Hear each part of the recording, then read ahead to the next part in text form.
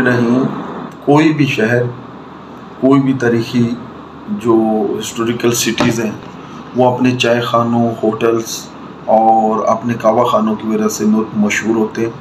और यही होटल्स, कहवा खाने और इनमें स्टडी सर्कल होते हैं और फिर दानिश्वर बैठते हैं, अदीब बैठते हैं और आगे बढ़ता है। आज इसी सिलसिले में मैं लाहौर के मुख्तलिफ जो मशहूर होटल्स और कहवा खाने हैं मैं उसको किस्त वाइज आपके सामने रखूँगा। ग्रीक्स की मिसाल आपके सामने है कि यूनान के कहवा खानों में जो इनकलाब उठा पूरी दुनिया में, उस अरस्तु था और सुकरात था, सारे वो कहवा खानों में बैठते थे।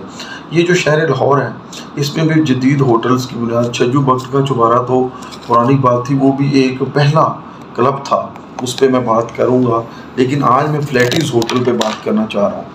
ये फ्लैटीज़ होटल 1881 में बनाया गया और ये आपको पता है कि मार रोड पे आप जाएं तो पंजाब असम्बली की तरफ से पिछली साइड पे अभी भी बड़े तुझको एहतशाम के साथ कायम दायम है और इसमें तकारीब होती हैं, लोग रहते हैं।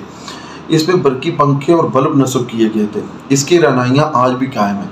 ये अंग्रेज़ अहद के उन चंद होटल में शामिल है जो आज तक भी अपना वजूद कायम रखे हुए हैं। अंग्रेज़ अहद में तमीर होने वाले इस होटल को जदीद बुनियादों पर इस्तवार किया गया था। समझ लें कि उस दौर का 5 स्टार होटल था ये। इसमें उमरा ही ठहरते थे।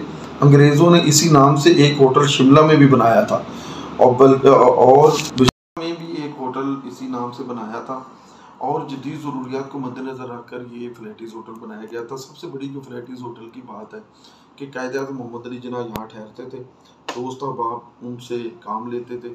हमारे एक बहुत ही मरूफ जस्टिस जो थे वो भी सारी ज़िंदगी इसमें रहायश पजीर रहे।